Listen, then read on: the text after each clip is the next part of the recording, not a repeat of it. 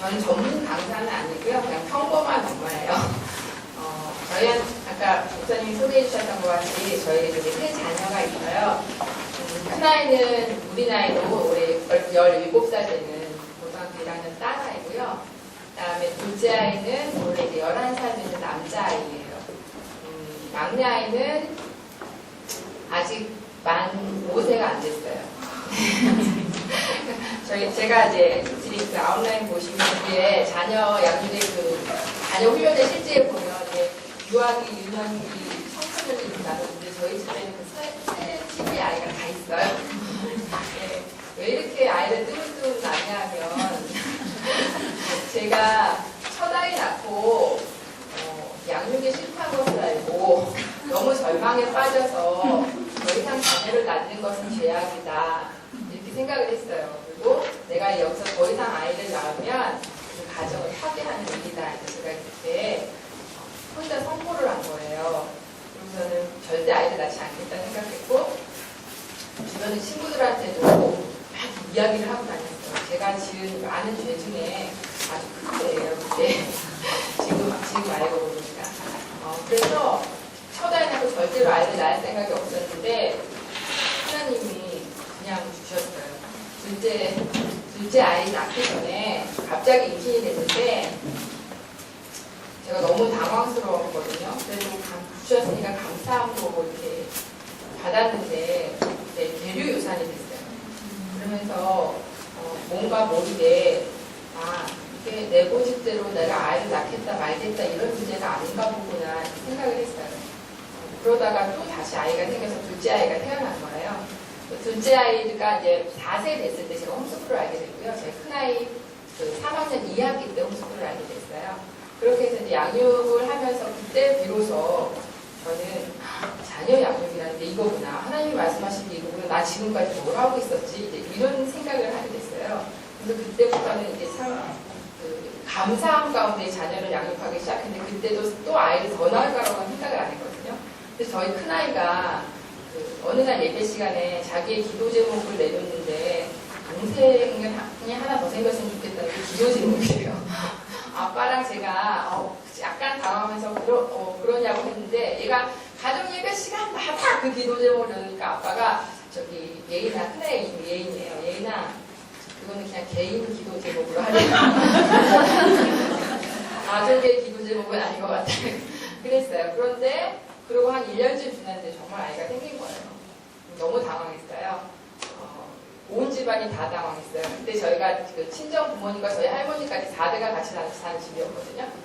온 어른들도 다 기절할 만큼 놀라셨는데 우리 큰아이한테 이제 아빠가 물어봐서 너 기도 계속 챙기겠지 계속 그랬는데 우리 큰아이가 자기 기도가 응답된 사실을 알고 너무 놀라는 거예요.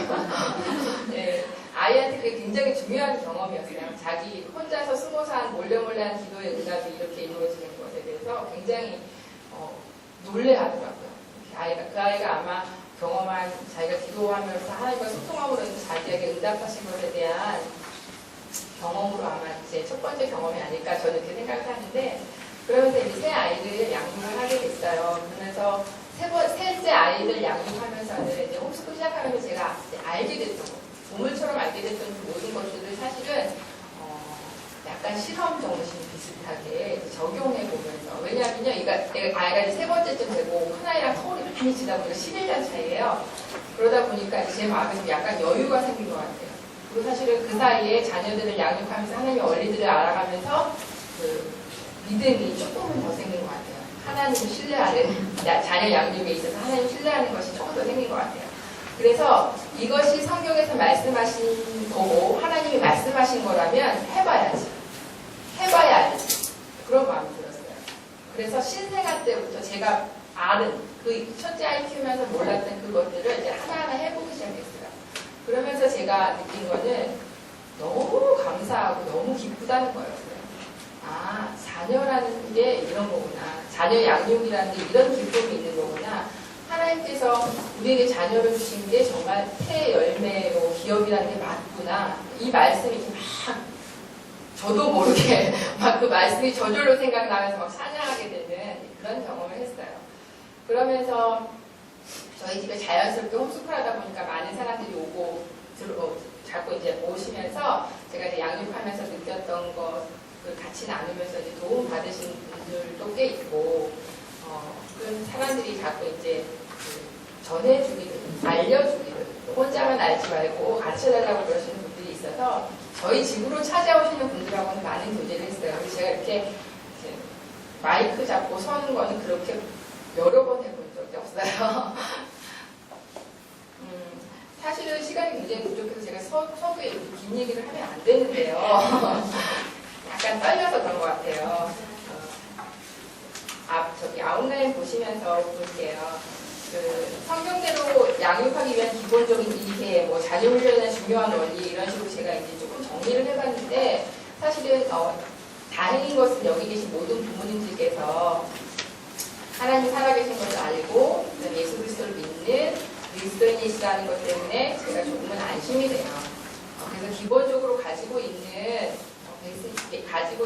그 상식 내지는 믿음 다 있으실 거라고 생각하는데 그래도 한번 이것을 쫙 훑고 지나가지 않으면 제가 앞으로 자녀 양육하면서 그 실제에 대해서 이야기할 때 이해하시기가 쉬울 것 같아서 제가 잠깐이라도 이렇게 훑고 지나갈게요.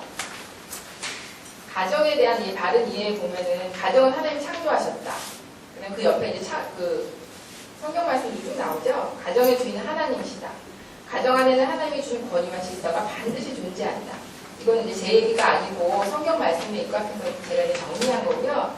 그다음에 이거에 대해서 사실은 뭐 거부감을 가지시거나 그렇지 않다고 주장하시는 분들이 계시진 않을 거라고 생각을 해요. 여기 계신 어머니들 중에서는. 그런데 여기 중요한 게 가정 안에는 하나님이 주신 권위와 질서가 반드시 존재한다는 거예요. 하나님께서 그 천지를 창조하신 그 원리서부터 이렇게 하나하나 들어가 보면은 질서가 반드시 존재하잖아요. 하나님 질서의 하나님이시고, 그 다음에 하나님이 일하시는 방법이 있는데 그 권위를 통해서 일하신다는 거. 그럼 이제 성경 말씀 쭉 찾아가 보시면서 공부해 보시면 다 알게 되는 일인데 이게 우리 안에 죄가 들어옴으로 인해서 이 모든 질서가 파괴됐다는 게 문제잖아요. 하나님과의 관계가 깨어지면서부터 단절되면서부터 이제 저희들의 삶이 온통 이렇게 뒤바뀌게 되고 엉뚱하게 흘러가고 악하게 되고 이제 그런 일들이 일어나고 있는 건데 그래서 이 질서 가운데에서 권위 가운데에서 모든 것들을 행하는 것은 굉장히 중요한 일이에요. 가정 안에서. 저는 사실은 그 가정 안에 질서가 있다, 권위가 있다 이걸 호흡을 하면서 처음 알았어요. 제가 사실은 아까 말씀드렸듯이 저는 5대째, 6대째 기독교 가정에서 자란 사람이에요. 저희 증조할아버지께서는 순교하셨고요. 그런 집안에서 사실은 늘 가정 예배가 일상화돼 있었고 그 다음에 참 좋은 부모님 밑에서 굉장히 그다음에 미션 스쿨 다니면서 그렇게 자란 사람이에요. 그런데도 불구하고 가정 안에 하나님의 질서, 권위가 존재하고 온 세상 가운데 하나님 창조하신 질서가 존재하고 하나님께서는 권위에 따라 일하신다는 것에 대해서 알지 못했어요. 왜 그랬는지 알 수가 없어요. 저도. 그런데 그것들을 알기 시작하면서 이제 바로 생각이 바로 잡혔어요. 생각의 질서가 생기기 시작한 것 같아요. 생각이 비로소. 그래서 제가 이제 그냥 요것을 갖다 그림으로 잠깐 표현하면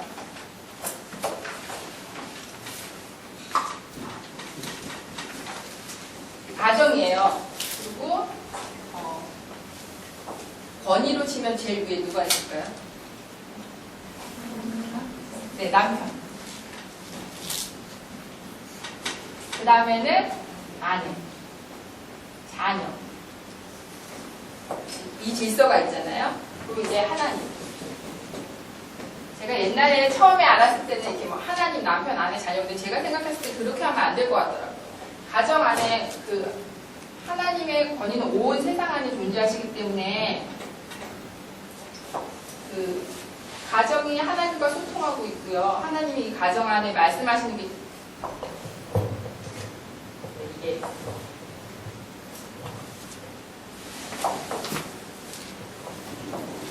말씀하시고 가정과도 계속 관계를 맺고 계시고 남편과도 관계를 맺고 계시고 아내와도 관계를 맺고 계시고 자녀와도 관계를 맺고 계시지요. 그렇기 때문에 제가 생각했을 때 하나님, 남편, 아내, 자녀 이렇게 하는 건 이제 권위의 흐름에 대해서 이야기할 때는 좀 편의상 좋지만 그림으로 나타나면 온 세상을 창조하시고 그 만물을 다스리시는 그 권위 안에 가정이 있고 그 가정에서 하나님께서 일하시는 방법은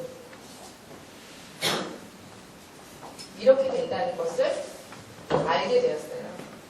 그거는 굉장히 중요한 일이었고 그 다음에 부모에게도 권위가 존재한다는 거에 대한 것도 굉장히 중요한 사실이었어요. 저한테는. 왜냐하면 저는 저희 아버지가 권위적이시지 않았는데도 불구하고 권위하면 떠오르는 그 느낌이 굉장히 부정적이었어요. 그거는 사실은 그냥 일반 학교를 다니거나 그러면서 알게 된 그냥 사회에서 암암리에 모르게 느끼게 되는 그 권위적인 요소들의 그 부정적인 이미지가 굉장히 많이 저를 지배하고 있지 않았나 싶었어요. 그런데 그래서 그 권위에 대해서 저는 생각해보질 않았는데 하나님께서 분명히 권위를 가지고 세상을 창조하셨고 모든 그것들이 그 안에서 이루어지고 있고 그 다음에 가정 안에 남편의 권위가 있고 그 다음에 자녀들은 또 부모의 권위에 순종해야 되고 이런 것들을 이제 처음 알게 됐어요. 이게 얼마나 중요한 거구나. 왜냐하면 제가 첫 아이를 양육할 때는 그 아이를 굉장히 존중했어요. 아주 고귀한 인격체이기 때문에 이 아이를 위해서 이 아이의 의견에 굉장히 존중하면서 아이에게 아주 잘 맞춰줬어요. 그리고 굉장히 저는 이렇게 또 성품상 막 화를 내는 사람은 아니에요. 그러다 보니까 아이가 싫어하는 거, 힘들어하는 거에 늘 설명했어요. 차분하게 설명하고 설득하고 그러면서 했는데 이 아이가 점점 고집스러워졌던 거예요. 저는 점점 절망했고 점점 괴롭고 이유를 알 수가 없었고 아이가 떼쓰고 고집 부리면 이유를 모르겠는 거예요. 사람들이 시집 식구들도 그렇고 사람들도 얘 왜 이래? 이러면 엄마가 얘가 이만저만해서 이렇게 대답할 말이 있어야 되는데 알 수가 없는 거예요. 저도 몰라요. 이런데 얼마나 암담해지는 거예요. 저도 모르겠어요 라는 대답을 늘 하고 다녔어요. 나중에 이제 홈스쿨하면서 이 가정의 질서가 있고 부모에게 하나님께서 주신 권위가 있고 자녀를 그러면서 그 권위로 자녀를 양육하라는 것을 말씀하셨고 자녀는 그래서 그 권위에 순종해야만 안정적이고 안전하게 성장할 수 있다는 거에 대해서 그때 알기 시작한 거예요. 그래서 그 권위주의적이라는 것과 하나님께서 주신 권위를 가지고 그것에 책임을 다한다는 것과는 굉장히 다르다는 거에서 알게 됐고요. 그 다음에 그것은 권위주의적인 것보다 하나님께서 부모에게 주신 권위에 대한 책임을 짓지 않는 것은 권위주의적인 것보다도 훨씬 더 악한 것이구나. 그거를 이제 알게 됐어요. 그래서 남편은 아내를 사랑해야 된다. 아내는 남편에게 복종하고 존경해야 된다. 부모는 자녀를 양육하고 책임져야 한다. 자녀는 부모에게 순종해야 한다. 이게 하나님께서 창조하신 원리잖아요. 그 말씀들이 옆에 쭉 나와 있고 이 중에서 이제 저희는 자녀를 양육하는 거에서 부모에게 주신 책임, 그 권위에 대해서 지금 오늘은 주로 얘기를 할 거고요. 그래서 자녀에 대한 바른 이해가 밑에 나와 있는데 이것은 꼭 자녀에 대한 이해라기보다 사람에 대한 이해, 인간에 대한 이해. 성경에서 하나님께서 사람에 대해서 뭐라고 말씀하고 계시는지에 대한 이야기거든요. 그래서 모든 자녀는 죄인데 모든 인간은 죄인이다. 그건 알고 계시죠? 그 다음에 그 밑에 그래서 모든 자녀는 미련하고 어리석다. 모든 자녀는 바른 훈육을 싫어한다. 모든 자녀는 부모가 훈련하고자 할 때 저항한다. 이거는 사실은 인간의 본성이에요. 이것은 1번 때문에 일어나는 일이라고 봐도 되죠. 죄인이기 때문에. 그래서 아이들이 죄를 지을 때 죄인이 되는 게 아니라 우리 모두는 죄인이기 때문에 죄를 지어요. 그래서 아이들은 태어나면서부터 고집불통이고요. 부모에게 저항해요. 그게 우리 아이가 너무 특별하거나 유별나거나 그래서가 아니라 인간이 죄인이기 때문에 일어나는 너무나 당연한 일이라는 거에 대해서 편안하게 받아들이는 게 가장 극도인 것 같더라고요. 그래서 이거는 왜냐면 제가 뒤에 이제 징계하는 이야기 이런 걸 말씀드릴 때 계속 아이가 어떻다는 거에 대해서 기본적으로 알고 계셔야 되기 때문에 성경이 말하는 아이의 마음이 어떻다는 걸 알고 계셔야 되기 때문에 조금 세게 적어놨어요. 그 다음에 부모의 책임. 하나님께서는 우리에게 부모가 되게 하셨기 때문에 또는 다른 표현이라면 부모로 부르셨기 때문에 그러니까 소명이라고 하죠. 우리가 어찌됐든 나에게 자녀가 있고 내가 엄마라는 자리에 있기 때문에 저희에게는 책임이 있죠. 사회에서도 누구든지 어떤 자리에 있기 때문에 그 자리가 갖고 있는 책임이 있고 권위가 있잖아요. 그와 마찬가지로 우리는 부모이기 때문에, 엄마이기 때문에 하나님께서 주신 권위가 분명히 존재하고 그에 따른 책임이 분명히 존재한다는 거예요. 그 다음에 하나님께서 명령하셨기 때문에 마땅히 가르치고 훈련해야 될 책임이 있다는 거죠. 그래서 신명기에 보면은 뭐 앉았을 때든지 누웠을 때든지 길을 갈 때든지 계속 가르치라는 말씀이 나오잖아요. 그 말씀에는 부모에게 자녀를 노엽게 하지 말고 주의 교양과 훈계로 양육하라는 말씀. 그런 명령 때문에 마땅히 가르치고 훈련해야 되는데 우리가 학교에 자녀의 교육을 위임했든 아니면 뭐 조부모에게 위임했든 상관없이 마지막 때 심판의 날 그때에 자녀 양육에 대해서 자녀에 대해서 책임을 반드시 부모에게 물으신다는 거예요. 그렇기 때문에 어찌 됐던 간에 우리가 자녀를 어느 학교에 보내든 어느 기관에 맡기든 다른 사람에게 잠시 맡기든 상관없이 그 사람 때문에 우리 자녀가 이렇게 됐다든지 하는 변명은 우리가 할 수가 없고 하나님 앞에서는 언제든지 부모가 그 자녀에 대해서는 책임을 져야 되고 하나님께서 분명히 그렇게 책임을 물으실 거라는 거예요. 왜냐하면 성경에 보면 하나님께서는 분명히 자녀에 대해서는 부모에게 그 책임을 주셨기 때문인데 자녀 훈련의 중요한 원리들을 몇 가지 살펴볼게요. 하나님 말씀에 따라 옳은 것과 마땅히 해야 할 것을 가르친다. 디모데후서 3장 16절에서 17절까지의 말씀으로 제가 놔뒀는데 그 디모데후서 3장 16절에서 17절까지의 말씀이 뭔지 아세요? 모든 성경은 하나님의 감동으로 된 것으로 교훈과 책망과 바르게 하고 의로 교육하기에 유익하니 이는 하나님의 사람으로 온전하게 하며 모든 선한 일을 행할 능력을 갖추게 하려 함이라. 그 말씀이에요. 그래서 우리가 성경 말씀에 따라서 바르게 해야 되는 것, 책망해야 되는 것, 의로 교육해야 되는 것, 그러한 책임들이 우리에게 있고 마땅히 해야 될 것이라는 거예요. 그 다음에 중요한 건 불순종에 대해서는 반드시 매로 징계한다. 제가 이제 저희 매를 가지고 나왔는데요. 이게 저희 집 매예요. 저희 홈스쿨하는 사람들의 집에는 거의 이 매가 굉장히 많이 있어요. 이게 뭔지 아세요? 그 글루건 그 심이에요. 그 심이 저희들이 이제 저희보다 먼저 홈스쿨 시작하셨던 이제 그 자녀 양육에 이제 관심을 가지시고 이렇게 막 공부하셨던 분들이 발견해내셨어요. 우리나라에서 그래도 가장 안전하면서 아이들에게 상처 입히지 않고 아픈 게 무엇일까? 그러다 이걸 다 이제 잘 발견해내셨는데 저희가 해봤더니 아주 탁월해요. 이게 어느 문방구나 가면 사실 수 있는데 이게 제가 보니까 제가 가지고 있는 이 정도의 길이가 적당해요. 약간 짧은 것도 있고 일단 가느다란 것도 있고 그런데 효과가 없어요. 이게 가장 효과가 좋은데 때렸을 때 매일 아파야 돼요. 아프라고 때리는 거거든요. 아파야 돼요. 왜냐하면 마음을 돌이키게 하는 것이든 불순종에서 순종으로 돌이키게 하는 것이든 그 아이를 훈련해서 그 아이가 지금 하고 있는 것을 바르게 해야 되는 것이든 어찌됐든 간에 변화가 있어야 되기 때문에 변화가 있으려면 아파야 돼요. 그렇기 때문에 반드시 아프게 때리셔야 되거든요. 그래서 이거를 갖다가 저희가 때려봐요.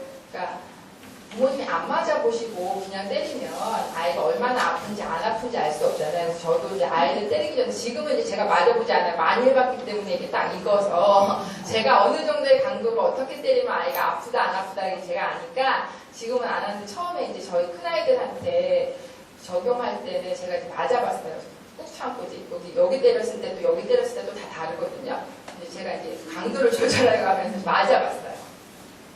사실 그게 사랑이잖아요.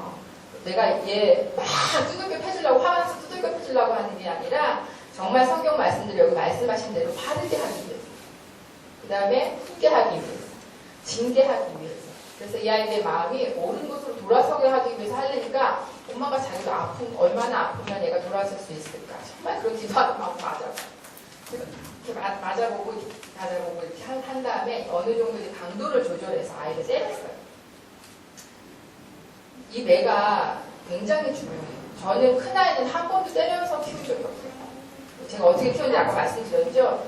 매라는 건 세상에 가장 악하다고 생각했어요. 어떻게 그렇게 그때는 이제 성경적이다 비성경적이다 생각을 안 했고 제 소견에 좋은 대로 그것은 뭐 제가 그냥 저는 굉장히 그렇다고 생각 안 했는데 굉장히 제가 휴머니스트였나 봐요. 그래갖고 이런 무식하고 나쁜 방법이 세상에 그런 것은 폭력이야 이렇게 생각했기 때문에 매라는 것은 생각을 해보질 않았어요. 그래갖고 한 번도 때려본 적이 없는데 아이가 너무너무 고집을 피우니까 너무너무 힘들다가 한 번 해봤어요. 그러니까 막다른 골목에 가니까 그럼 매면 될까? 이런 생각이 들더라고요. 그런데 그때는 사실 제가 성경적인 매가 어떤 매인지 알지 못했고 하다 안 되니까 그러면 마지막으로 내가 정말 싫다고 아니라고 생각한 방법인데 그거라도 한번 해볼까? 이런 마음이었어요. 그래서 그것도 생각하고 한 건 아니고 상황이 그렇게 몰고 갔어요. 아이가 5살인가 6살쯤 됐을 때는 한겨울인데 사촌들이 놀러 왔어요. 그래서 집안에서 이렇게 내복바람에 있다가 밖에 눈이 내리니까 눈사람을 만들러 나가겠다고 그래서 우리 그래 그럼 다 나가자 하고 이제 옷을 입는데 우리 딸은 옷을 안 입는데요. 내복바람에 나가겠다는 거예요. 그래서 안 돼, 나 옷을 입고 가야지. 다시 이렇게 추운데 얼어 죽어. 이러면서 이제 막 설득을 하는데 얘가 노래 안 듣는 거예요. 점점 그러고 있으니까 나가려고 기다리고 있던 모든 사촌들과 다른 사람들은 이게 지금 무슨 일인가 나갔어도 진작 나갔어야 되는데 그거를 계속하고 이거 제가 막 얘기하고 옷 입자 했다가 빨리 입어 했다가 이제 점점 제가 화가 나서 빨리 입어 나가지 이제 하면서 이렇게 된 거예요. 그랬더니 이제 그 할머니들은 웬만하면 당신 앞에서 아이들 때리는 거 싫어하시잖아요. 그런데도 불구하고 그 증조 할머니, 아이의 증조 할머니, 저희 할머니가 쟤는 매를 좀 맞아야겠다 그러시더라고요. 그 얘기까지 들으니까 저의 실패가 이제 확 느껴져서 그런지 이 분노가 더 폭발하면서 제가 그 옆에 있던 그 구두 주걱 있잖아요. 대나무 구두 주걱. 그것을 딱 들고는 어떻게 이렇게 엄마 말을 안 들을 수가 있어요. 이러면서 팍 때렸어요. 이제 그때는 제 분에 못 이겨서 그래 할머니도 때려보라고 하셨으니까 팍 때렸어요. 그랬더니 얘가 어떻게 하는지 아세요? 잘못했어요. 그랬으면 제가 이제 옷을 입고 나가기만 했어도 내복을 다 벗은 팬티까지 벗는 거예요. 딱 빨가벗는 거예요. 그 순간 어떻게 됐어요? 안 되는구나. 역시 안 돼. 매는 역시 안 되는구나. 이렇게 생각했어요. 얼마나 절망스럽든지 그러니까 이제는 그 사람들 앞에서 뭐 창피하고 이런 수준을 다 떠났어요. 그리고 완전 절망했어요. 나는 애를 키울 수 없나 봐. 매도 역시 안 돼. 그럼 뭐가 있을까? 저는 그래서 길을 가다가 어느 날 길거리에 주저앉은 적도 있어요. 제 친구한테 내가 얘 7살 때까지 키울 수 있을까? 이랬어요. 그 정도였어요. 그런데 이제 지금은 이제 매가 사실 보배예요. 막내는 신생아 때부터 매를 맞았어요. 성경적인 매가 어떤 것인지 알면 매를 들 수밖에 없어요. 이건 정말 사랑의 매. 사랑의 매, 우리가 식상하게 듣지만 사랑해서 때릴 수밖에 없어요.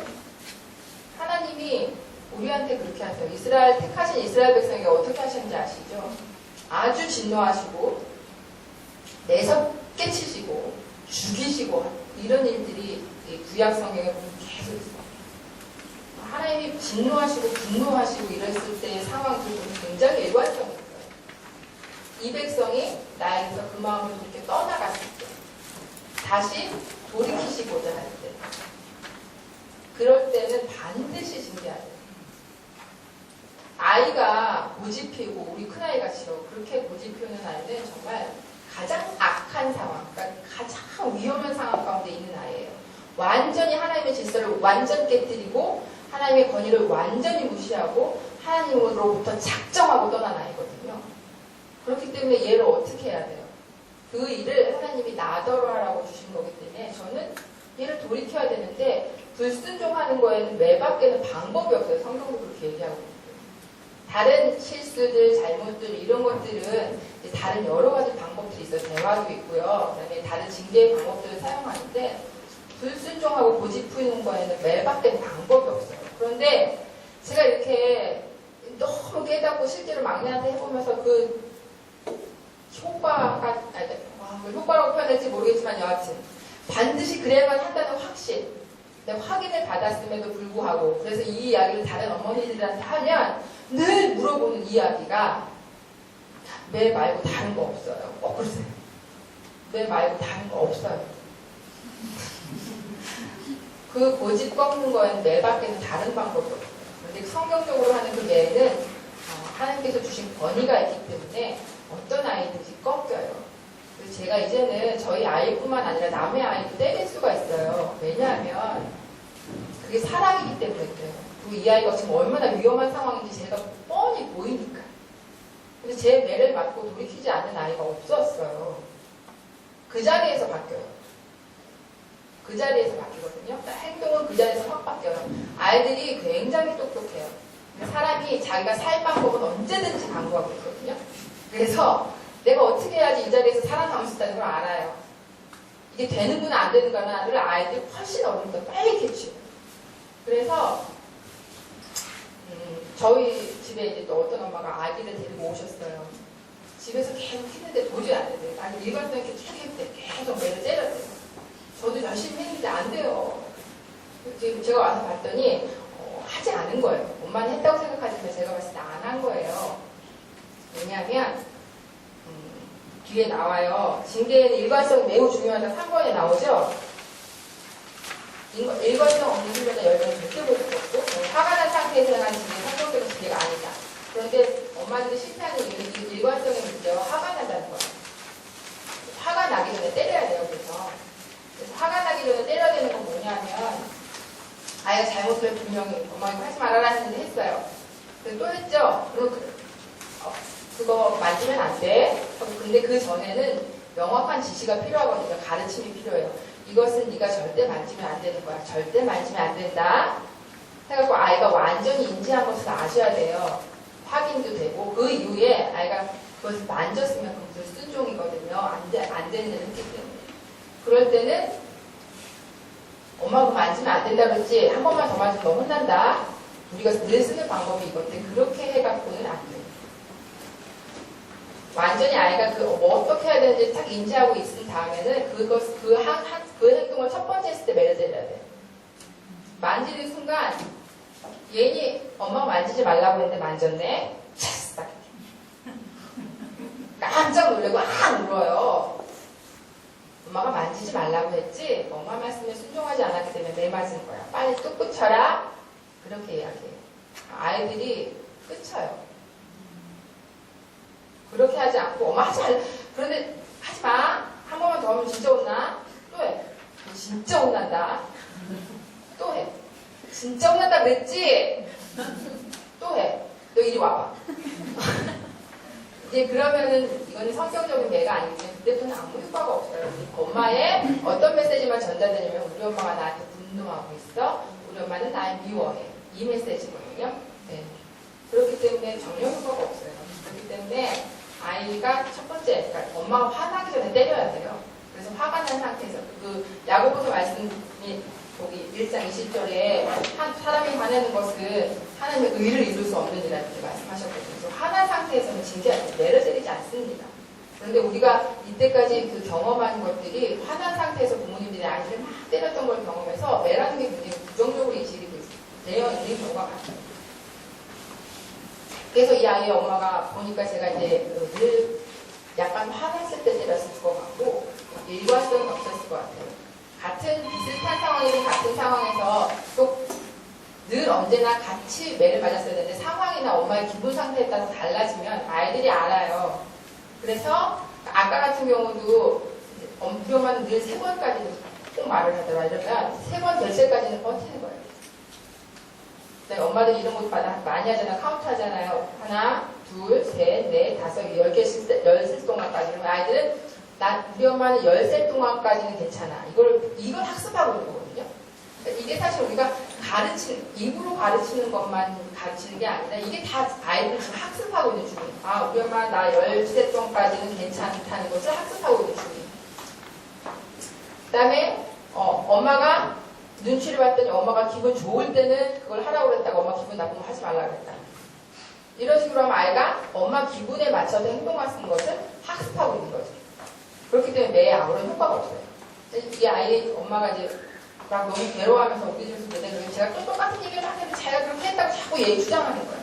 그래서 제가 보고 있다 봤더니 이제 저녁 보고 집에 갈 때쯤이면 되는데 애가 또 엄마한테 막 계속 치대면서 계속 찡찡대니까 엄마가 너무 지치고 화가 나고 제가 그 마음을 알아요. 그 절망스러운 마음을.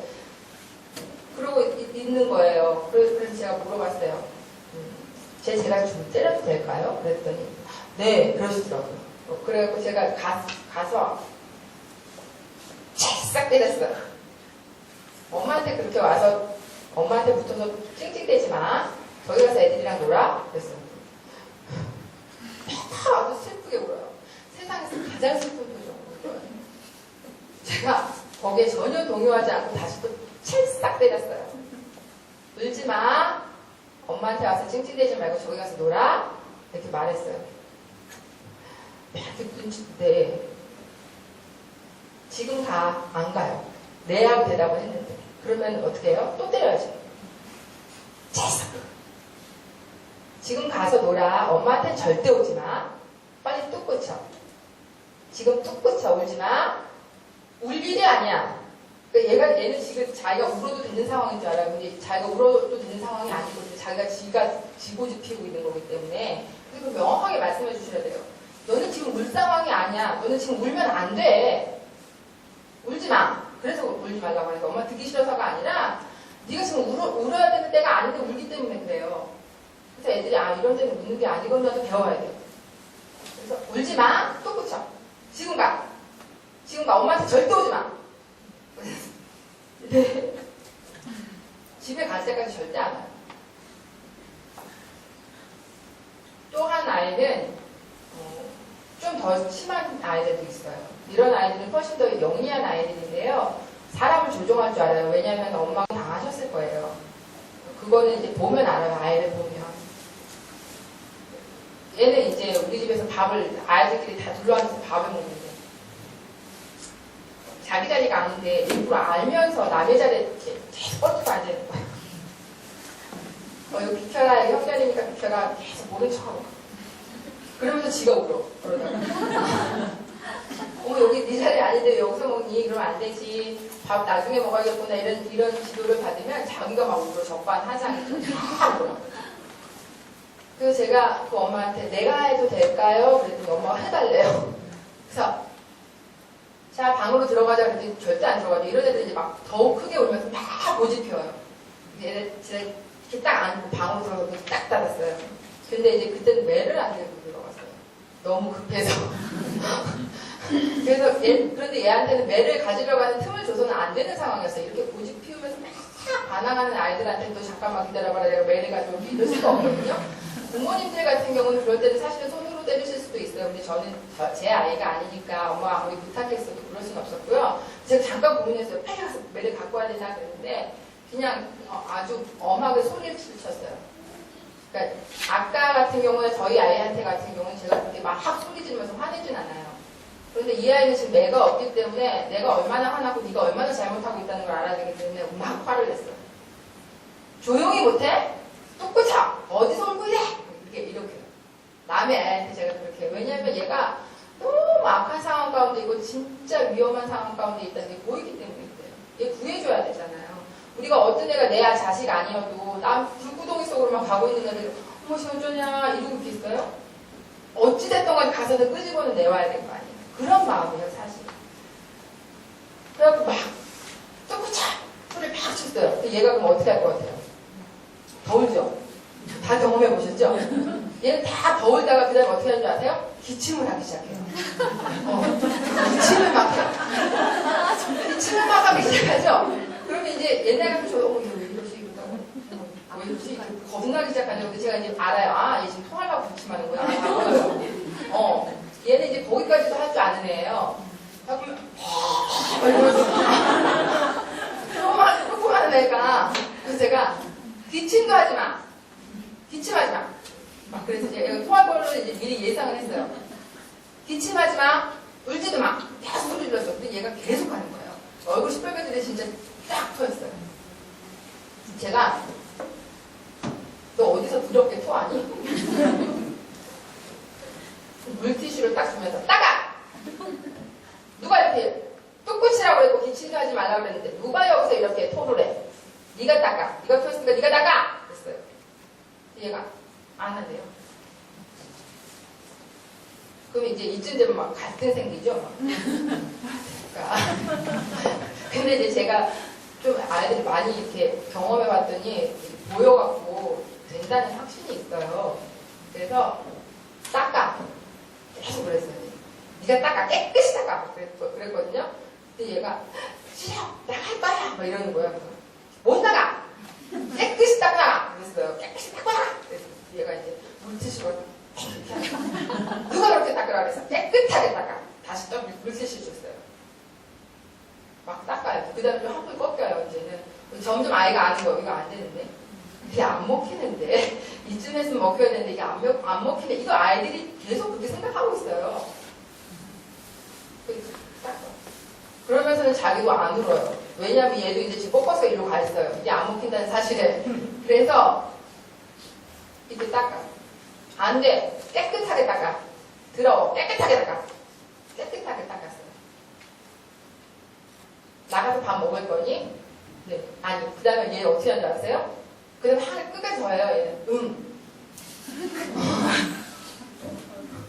응이 뭐야? 네라고 해. 응.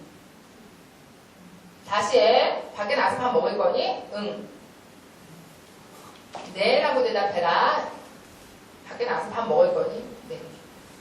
자, 그래. 그럼 이제 밖에 나가서 밥 먹는데 엄마한테 절대 오지 마. 너 혼자 끝까지 먹어야 돼.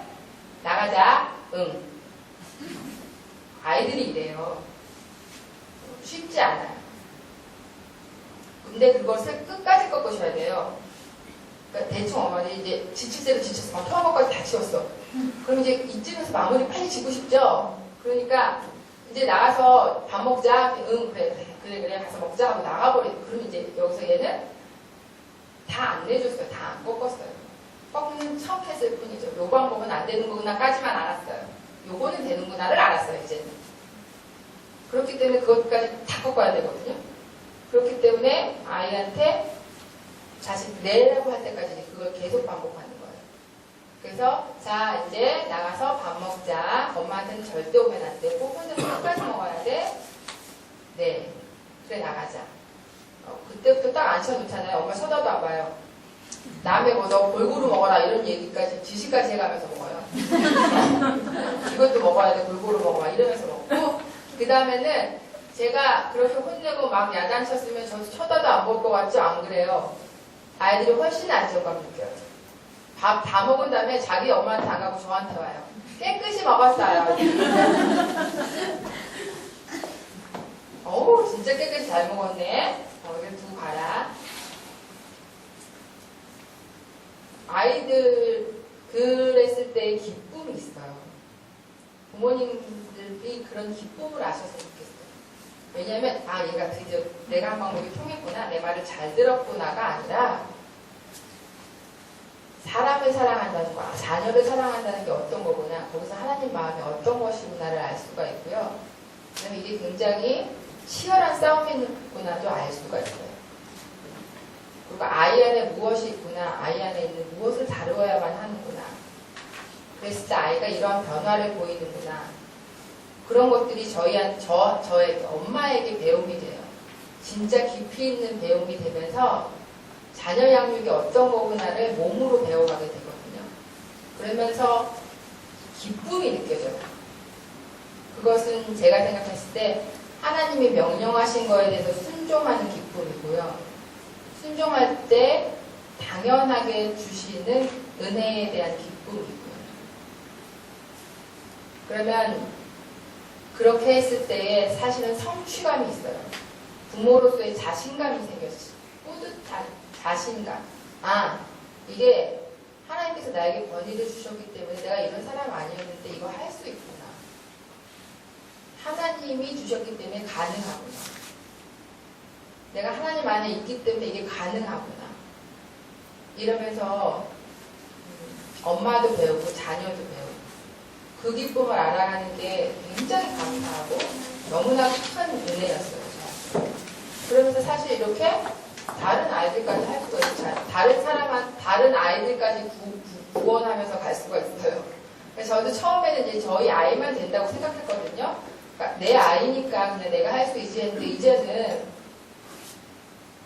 내 아이기 때문에 하는 게 아니라 하나님이 모든 죽어가는 영혼들을 다 살리고 싶어 하시는 그 마음이 어떻다는 거 알겠고, 그럼 자녀들이 지금 똑같은 상황 가운데 있다는, 너무 위험하고 너무 악한 상황 가운데 있는데 그것을 구해내야 된다는 거, 그거는 하나님이 원하시는 거고, 내가 그렇게 하나님의 마음과 같은 마음이면 하나님이 그거에 대한 힘을 주실 거고, 그거에 대한 지혜를 주실 거고, 그거에 대한 능력을 주실 거라는 믿음이 자꾸 생기기 때문에 가능해요. 실제로 가능해요. 실제로 하나님 그렇게 하세요. 굉장히 신실하신 분이세요. 그래서 하나님의 방법은 옳지 않다고 증명된 적은 한 번도 없고요. 해보지 않았기 때문에 증명이 안 돼요. 나 개인에게 해보지 않았기 때문에 증명이 안 돼요. 그렇게 살아보시면, 그렇게 해보시면 알게 되는 거예요. 그래서 성경적인 매력이 뭘까에 대해서 고민하시고 성경을 보시고, 잠언에 수도 없이 나와요. 매에 대해서. 제가 여기 써놓은 것들만 찾아보셔도 되는데, 과연 이게 뭘까? 무슨 얘기일까? 하면서 해보셨습니다. 자녀 훈련의 중요한 원리 그 끝에 4번까지는 제가 이제 요 예화 중에서 한 이야기 거의 했고요. 근데 마지막에 5번은요, 사실은 별표를 100만 개 치셔도 모자라집니다. 별표를 100만 개 치셔야 돼요. 왜냐하면 행동 수정에 초점이 있는 것이 아니라 자녀의 마음을 다루는 것에 초점이 있음을 잊지 않아야 한다. 자녀 양육의 중심 초점은 복음이다. 저는 이렇게 해서 큰아이 때 이제 그 고집이 너무 세니까 이제 얘가 엄마한테 순종하게 하는 것도 몰랐고 어떻게 행동을 바꾸고 뭐 이런 것도 몰랐으니까 너무너무 헤매다가 원리를 알면서 이렇게 딱 적용을 했더니 애들이 진짜 행동이 바뀌었어요. 저는 그 행동 수정의 달인이에요. 그래서 저희 모두 왜 그래서 자꾸 저희 집에 와서 물어보냐면요, 애들이 행동이 바뀌었으니까. 진짜 잘해요. 진짜 잘해요. 아마 진짜 보시면 놀라실 거예요. 그런데 제가 이 강의 준비하면서 더욱더 알았어요. 그게 비성경적이에요. 행동 수정하는 거 그거 굉장히 세상적인 방법이에요. 그래서 행동을 수정할 수 있는 여러 가지 방법들이 있어요. 보상하는 것도 있고요. 이거 하면 이렇게 상 줄게 뭐 이런 거 있잖아요. 필요할 때도 있어요. 가끔은. 그런데 아이들이 행동이 바뀌었다고 해서, 태도가 바뀌었다고 해서 그 마음이 바뀐 게 아닐 수 있어요. 겉으로만 바뀔 수 있어요. 그게 바리새심이죠. 그래서 이 매 굉장히 중요해요. 그 다음에 아이들한테 징계하는 거 중요하고, 아이들과 깊은 대화를 나누는 거 굉장히 중요한데, 보상하는 거, 뭐 지도하는 거, 가르치는 거, 성경 암송하는 거, 성경 공부하는 거 다 중요해요. 그런데 그것으로 그 아이 마음 가운데 진짜 동기가 뭔지, 이 아이가 이렇게 엄마 말씀에 순종하고 있는 진짜 동기가 뭔지, 이렇게 스케줄에 잘 따라서 자기 일을 따박따박 잘하고 있는 동기가 뭔지, 그것을 살피지 않고 그게 뭔지를 모르면 행동만 바뀌는 아이로 만들 수 있고요. 그 다음에 그런 아이는 반드시 바리새인이 돼요. 저는 사실은 고백하건대 저희 큰아이는 그래요. 저한테 있을 가장 큰 과제는 이 아이와 어떻게 하면 그 마음에 있는 문제를, 이제 17살이 됐거든요. 이것을 언제 했어야 되냐면, 자녀 훈련을 실제 보시면 2번에 유년기 있죠. 초등학교 시기. 이 시기에 가장 큰 문제는 성품이다 이렇게 나와있죠. 이때 이게 돼야 돼요. 근데 제가 그걸 놓친 거예요. 행동이 얘가 딱 수정이 돼갖고 그 고집 피우도 내가 얼마나 잘하는지, 제가 얼마나 못하겠어요. 이것이 열매구나. 성경적인 원리대로 자녀를 이렇게 훈련했더니 얻게 된 열매구나. 이렇게 확신했어요. 그런데 사실은 아시죠? 씨를 뿌린 다음에 어느 날 갑자기 씨에서 열매가 확 열려요? 절대 그렇지 않잖아요. 그거 아셔야 돼요. 근데 제가 그거 모르고 열매네. 이렇게 좋은 열매가 있어요. 그래서 그걸 서로 계속 격려했어요. 아이를. 이 아이는 행동이 계속 좋아졌어요. 아주 바른 학생이 되었어요. 부모님 말씀에 절대 순종해요. 고등학교 1학년짜리가 얘나 이렇게 불렀는데 단번에 내 엄마 이렇게 딱 와요. 온 사람들이 와갖고 밥 다 먹고 나서 설거지가 이렇게 쌓여있어요. 엄마들 방에 들어가서 말씀하실 동안에 얘니가 설거지 좀 해라. 네, 깨끗합니다. 감동하시겠죠, 엄마들이. 근데 이 아이의 그 마음 가운데 있는 이 동기는 뭐냐면 굉장히 철저하게 자기한테 집중되어 있는데 이렇게 함으로 인해서 자기가 얻을 수 있는 것들을 얻을 수 있었기 때문에 그건 뭐냐면 부모의 인정이에요. 인정받고 싶은 욕구가 굉장히 강한 아이죠. 그래서 얘는 인정받기 위해서 그냥 행동을 수정했을 뿐이에요. 그랬더니 정말로 엄마가 엄청 인정하면서 굉장히 칭찬해줘요. 이 아이의 중심, 그 마음속 깊이 우리가 정말 양육하고자 하는 그것은 내면인데 그게 왜 내면이고 복음에 초점이 있어야 되냐면 내가 죄인이라는 거 알아야 돼요. 나한테 이렇게 모든 것들을 잘해나갈 수 있는 율법이 주는 이 모든 것들을 잘해나갈 수 있는 능력이 없다는 것도 알아야 되고 그것 때문에 괴로워할 줄도 알아야 돼요. 나 잘하고 싶은데 이거 안 돼요. 누가 알아야 되는데 얘는 다 해. 다 잘 돼. 그래서 제가 그 아이의 마음 가운데 그런 게 있다는 것을 그 어렸을 때부터 깊은 대화를 통해서 내가 정말 왜 이렇게 부모님께 순종을 잘할까? 왜 이렇게 스케줄대로 잘할까? 왜 이렇게 동생들도 잘 돌볼까? 이런 거에 대해서 좀 의심을 해야 되는데 제가 의심을 안 한 거예요. 이렇게 성경대로 양육하면 이렇게 열매가 열릴 거라고 확신했기 때문에. 왜냐하면 의심해야 되는 이유는 뭐냐면 인간이 아까도 말씀드렸듯이 모든 자녀는 죄인이기 때문에 모든 인간은 죄인이기 때문에 죽을 때까지가 아니고 예수님 다시 오실 때까지 우리가 그래서 완전하게 회복되는 그 시점까지는 죄인이기 때문에 계속 죄성대로 반응해요. 그래서 이 아이 마음 가운데 진짜 뭐가 있는지를 살피지 않으면 이 아이가 그냥 계속 행동만 바꾸는 것으로 자기 의가 쌓이고 그러면서 마음속으로는 다른 사람 정죄해요. 그렇게 못하는 사람. 쟤는 못하네. 그래서 얘는 다른 단체에 뭘 보내면 너무 괴로워하다고 그랬어요. 애들이 너무 욕을 많이 해요. 들을 수가 없어요. 괴로워요. 그럼 제가 이제 그렇지 이런 마음이 드는 거예요. 보내지 말아야겠나 보다 이렇게. 그 다음에 다른 애들이 싸워도 막 제가 괴로워요. 그래서 저는 그러면서 자기가 뭐라고 얘기하는 줄 아세요? 엄마 나는 평화주의자잖아요. 우리가 사이좋게 다 지내야 되잖아요. 다 같이 평화롭게 지내야 되잖아요. 너무 많은 말이잖아요. 근데 쟤네들이 자꾸 싸워요. 내가 너무 괴로워요. 그러니까 제가 우리 애가 엄청 평화를 사랑하는구나 이렇게 생각한 거예요. 사실이야. 자기가 근데 이 아이는 실제로 자기가 믿을 수도 있어요. 왜냐면 그렇게 계속 자기 마음 가운데 사실 사람이 그렇지 않단다. 네 마음 가운데 진짜가 뭐니? 이걸 볼 수 있도록 자꾸 같이 보여주지 않았기 때문에 드러내주지 않았기 때문에 이 아이는 이것에 굉장히 칭찬받으면서 강화되어서 훈련되어져 왔기 때문에 실제로 자기가 그렇다고 믿을 수 있어요. 자기가 진짜 평화주의자라고 믿을 수 있어요. 사춘기에 들어서면서 근데 자꾸 제가 그 아이의 죄의 문제에 대해서 드러날 수 있도록 하는 대화들을 하다 보니까 한 번 대화 시작하면 1시간도 넘고 막 2시간 가까이 되는데 아주 지쳐 나가 떨어질 지경이에요. 그런데 절대로 그 마음에 있는 것을 쉽게 드러내 보이지 않아요.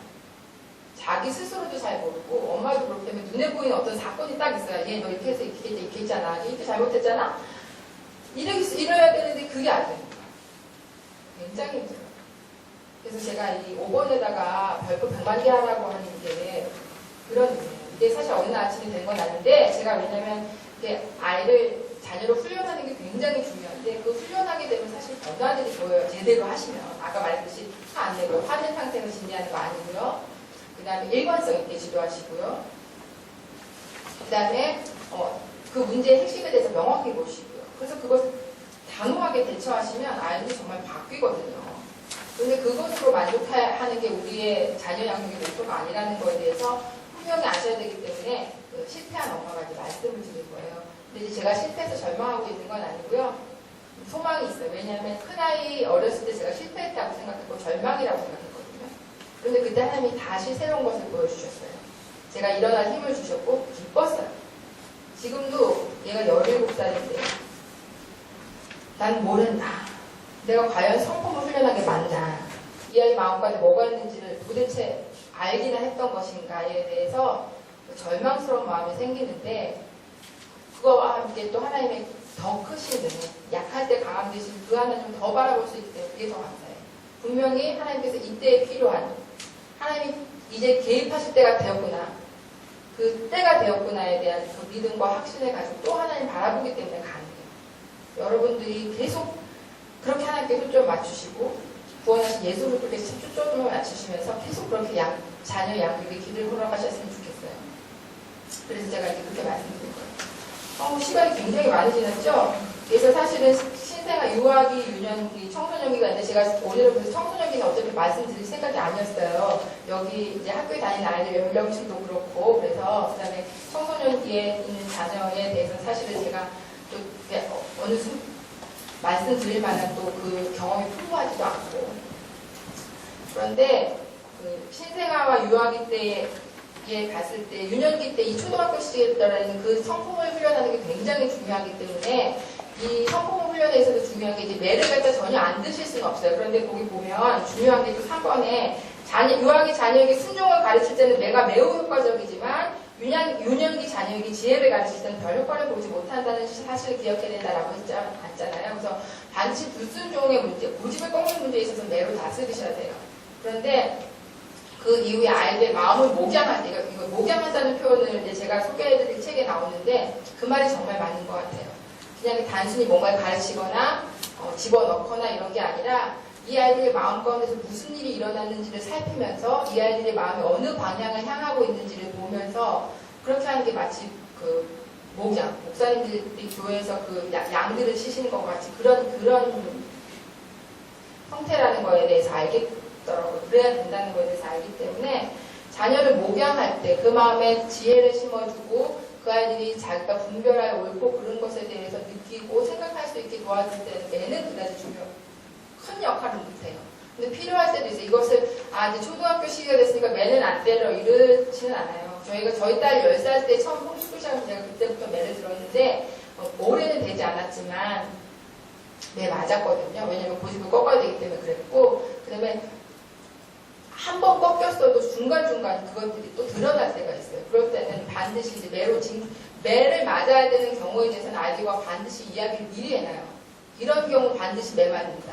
그러니까 아무 때나 너 이랬으니까 매 이게 아니라 사실은 과정이 충분히 필요하거든요. 아이들한테 엄마 이거는 하나님께서 분명히 절대 하지 말라고 하시고 하나님 가장 싫어하시는 거야. 엄마도 가장 싫어요. 거짓말하는 거라든지 다른 사람을 때린다든지 이건 반드시 매로 다스릴 거에 대한 규칙은 있어야 돼요. 그럴 때는 반드시 또 매를 맞아요. 그렇지만 아이 마음 가운데 이 아이가 저 아이를 때렸을 때 왜 이런 일이 그 때린 거에 대해서는 이제 약속이기 때문에 매를 맞지만 이 아이가 왜 그 아이를 때리게 됐는지 그 마음에 대해서 목양할 때는 사실은 깊은 대화가 굉장히 중요해요. 자녀를 양육하는 데 있어서 가장 큰 성경적인 방법, 두 가지 방법, 도구를 말하자면 그건 매와 대화죠. 그래서 그 대화를 해주는 가운데에 이 아이 마음 가운데 무엇으로 인하여 이런 일이 일어났는지를 알아서 그래 네 마음 가운데 이러한 죄가 있었구나까지 갈 수 있으면 가장 좋아요. 그 아이를 미워하는구나. 이 아이는 처음에는 애들이 제가 나한테 이거 던졌기 때문에 해요 막 이렇게 얘기를 하잖아요. 그러면 그래 던졌으니까 뭐 그럴 수 있겠구나 이렇게 마음에 딱 이렇게 하고 들어가거든요.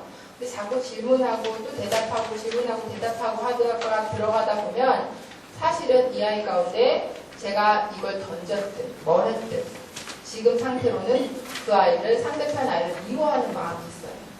그 미움에 대해서 해결할 수 있도록 해야 되는데 아이는 스스로 거기까지 가기가 힘들어요. 그렇기 때문에 그게 부모의 역할이거든요. 쭉 대화하다가 얘의 마음 가운데 강인이를 미워하는 미움이 있네, 많이. 근데 대화의 과정을 쭉 걸쳤으면 네, 그렇게 많이 나요. 우리가 우리 마음 안에 미움이 있는 게 하나님이 기뻐하시는 일이니 하나님께 속한 생각이니 이렇게 물어봐요. 아니요. 어떻게 할 수 있을까? 나도 안 미워하고 싶어요. 근데 진짜 미운데 어떻게 해요? 이제 이렇게 대부분이 많이 그러죠. 맞아. 엄마도 미워하면 안 된다는 거 아는데 어쩔 수 없이 계속 미워지는 마음이 생길 때가 너무 많아. 어떻게 하면 해결할 수 있을까? 우리 안에 이 미움을 어떻게 해결할 수 있을까? 결국은 복음으로 돌아갈 수밖에 없어요. 우리 안에 내가 미워하면 안 된다는 거 알면서도 계속 미워할 수밖에 없는 이 마음이 바로 우리 죄인된 본성이야. 우리 마음은 그래. 이게 안 된다는 거 아는데 우리 마음은 그래. 그래서 그것 때문에 예수님 필요해. 너 지금 예수님 필요하니? 이렇게 대화하시는 거예요. 그래서 그 부분에 대해서 아이들이 다시 예수 그리스도께 나아가서 기도할 수 있도록 같이 기도하시는 거예요. 그러면서 아이들이 내가 이런 행동을 했고 이런 말을 했고 저 아이가 나를 이렇게 던졌기 때문에 내가 화가 났지만 실제 내 마음 가운데 저 사람을 향하여 있는 진짜 속마음, 진짜는 뭔가에 대해서 자꾸 드러날 수 있게 하셔야 얘네들이 성장하면서 사람들과의 관계 가운데서 상황 가운데에서 내가 왜 이러는지 자기 마음에 대해서 정직해질 수가 있어요. 정직하지 않은 사람이 하나님과의 올바른 관계를 가질 수 없잖아요. 우리의 죄의 문제가 다 드러나야 되고 회개함이 있어야 하나님과 올바른 관계를 가질 수 있잖아요. 그런 것 같이 자녀들을 양육하실 때 그 부분에 대해서 계속 다루셔야만 돼요. 굉장히 쉽지 않아요. 저도 상당 부분 실패했다고 고백하거든요. 그래서 아이들한테 대화하실 때 중요한 게 너 왜 그랬니? 이게 우리가 이제 일반적으로 할 수 있는 누구 던졌어요. 너 왜 그랬니? 이렇게 물어보잖아요. 왜 그랬니? 이거에 대해서 애들은 어떻게 대답할 수 있냐면요. 자기 방어. 자기한테 유리하게 이렇게 말할 줄 알아요. 모든 사람이 그래요. 어른들도 다 마찬가지예요. 그럴 때 왜 그랬니? 이렇게 말했을 때에 대해서 아이들이 사실 정황에 대해서 정확하게 이야기하면서 객관적으로 평가할 수 있는 능력이 없기 때문에 우리가 계속 서로 훈련해야 되거든요. 부모도 그럴 수가 없어요. 그래서 일어나서 처음부터 끝까지 어떤 상황이었는지 한번 말해볼래? 하고서 그 상황에 대해서 아이가 정확하게 사실대로 말할 수 있도록 기도해 주셔야 돼요. 그래서 사실을, 그러니까 진짜가 뭔지에 대해서 알 수 있도록. 그래서 그것을 말로 표현할 수 있도록. 그래서 네 마음이 어땠는데? 그래서 그래? 그래서 네가 어떻게 행동했는데? 그래서 네가 뭐라고 말했는데? 그래? 그렇게 해갖고 너는 뭘 얻고 싶었는데? 네가 진짜 하고 싶었던 건 뭐야? 무엇을 얻고 싶었어? 그래. 그래서 그렇게 했더니 정말 그게 얻어졌니? 뭐 이런 식의 대화들을 이제 자꾸 하시는 거예요. 그러면서 엄마가 다 알고 있지 않아요. 저도 그래요. 하면서 주님 가르쳐주세요. 도대체 이 시점에서는 어떻게 뭘 물어봐야 되죠? 이렇게 돼요. 그런데 그러면서 사실은 계속 아이와 함께 깊이 있게 대화하고 우리의 마음이 어디에 있는지 알아가고 그 다음에 그리스도가 필요할 수밖에 없는 죄인이라는 것에 대해서 알아가고 그래서 같이 배우고 같이 성장하는 게 맞아요. 그래서 하나님이 우리에게 자녀를 주셨다는 건 우리에게 주신 이 상황 가운데서 자녀와 함께 같이 배우고 같이 성품 훈련되는 거예요. 그렇기 위해서는 부모가 온유한 성품 훈련되겠죠. 인내, 겸손, 사랑, 그 모든 것들이 사실 이런 가운데 일어나고 있는 거예요. 사랑이 이런 거란다. 우리 이렇게 사랑하는 여러 가지 프로젝트를 해보자. 이래서 사랑이 생기는 게 아니잖아요. 그래서 그런 과정이 반드시 필요하고요. 그 다음에는 사실 신생아 때, 유아기 때가 되게 중요해요. 아까 제가 매부터 말씀드렸잖아요. 그런데 제가 몇 시까지는 맞춰야 되죠?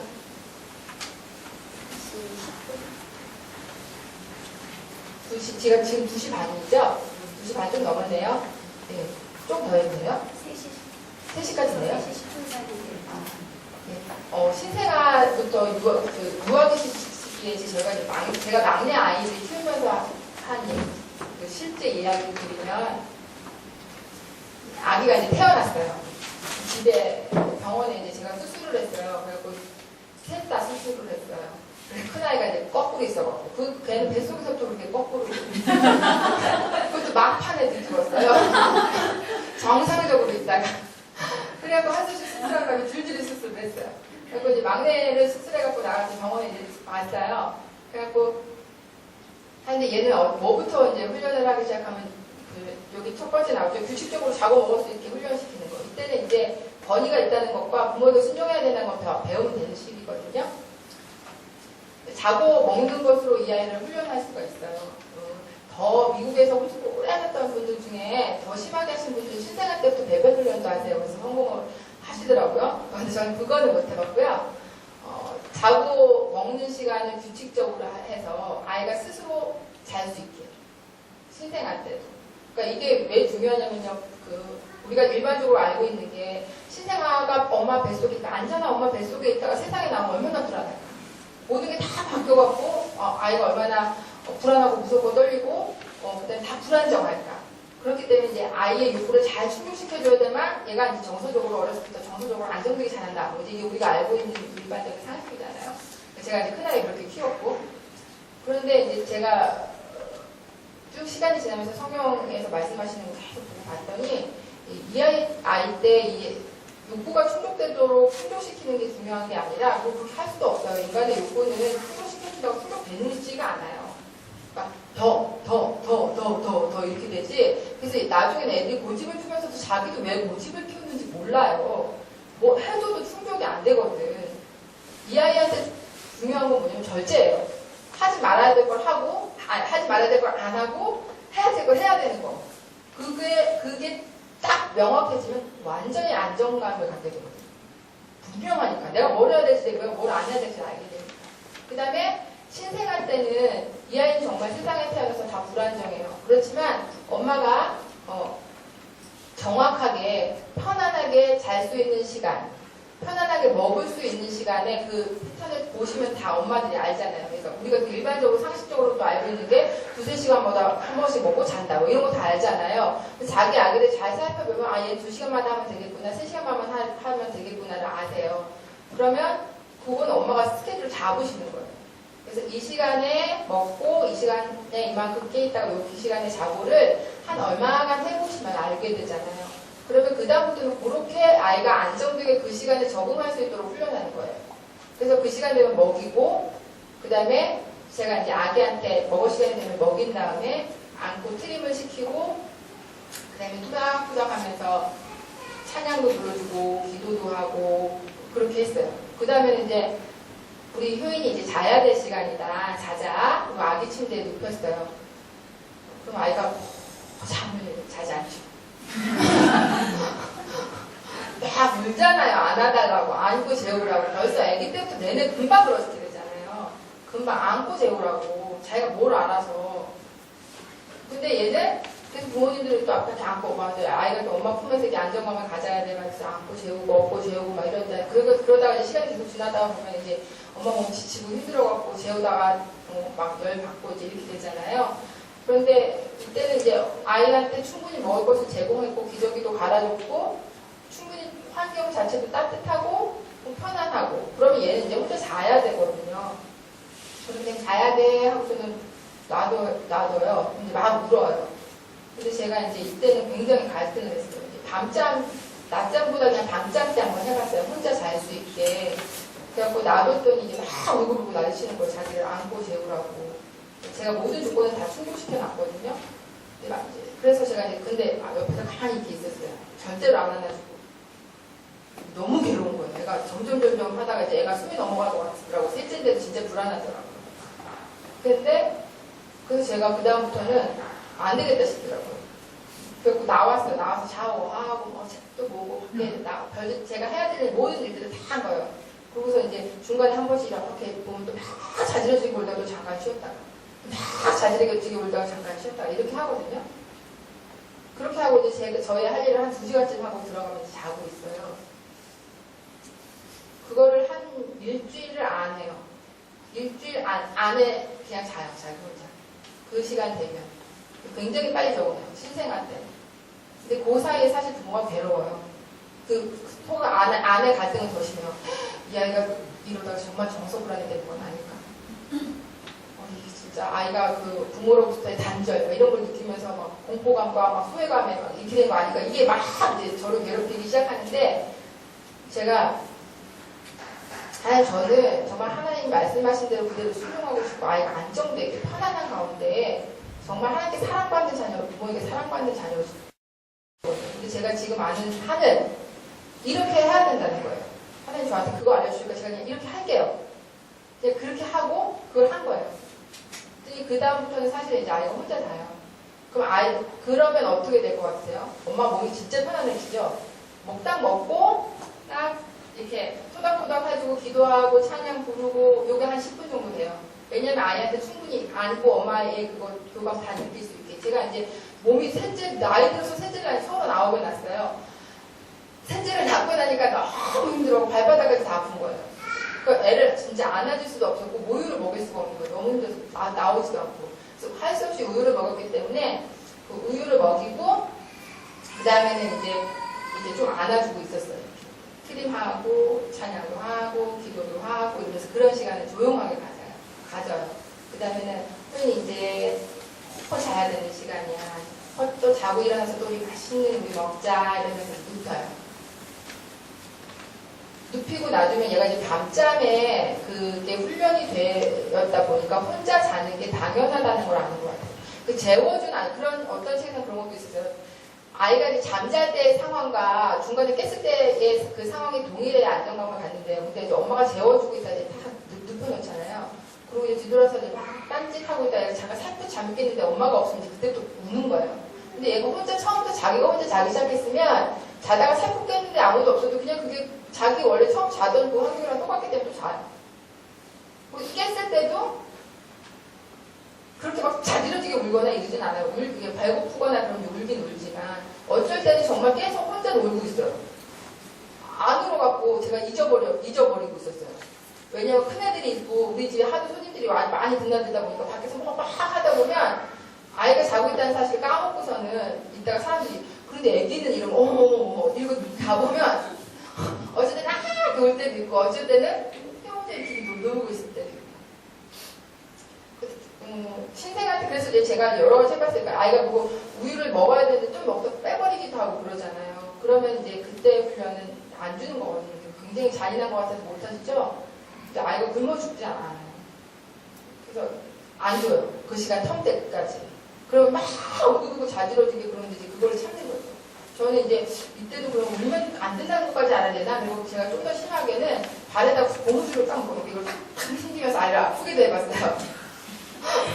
네가 안 먹었기 때문에 그런데 이제 그게 좋은 방법인지 잘 모르겠어요. 해봤어요 저는. 얘가 자기가 그 우유를 먹어야 되는데 안 먹었으니까 그래서 엄마가 안 주니까 물어봤자 소용도 없고 아프기만 하더라. 이거를 알아야 되지 않을까 싶어서 그것도 막 해봤어요. 그런데 실제로 저희 아이는 그게 됐어요. 진짜 안 울더라고요. 근데 그게 확실한 성경적으로 진짜 증명이 되는 방법인지 많은 사람들이 되게 유용하게 사용되는지 잘 모르겠어요. 그렇게 해서 아이를 안정되게 해놓으니까 그래서 얘가 규칙적으로 자고 먹으면 아이는 어때요?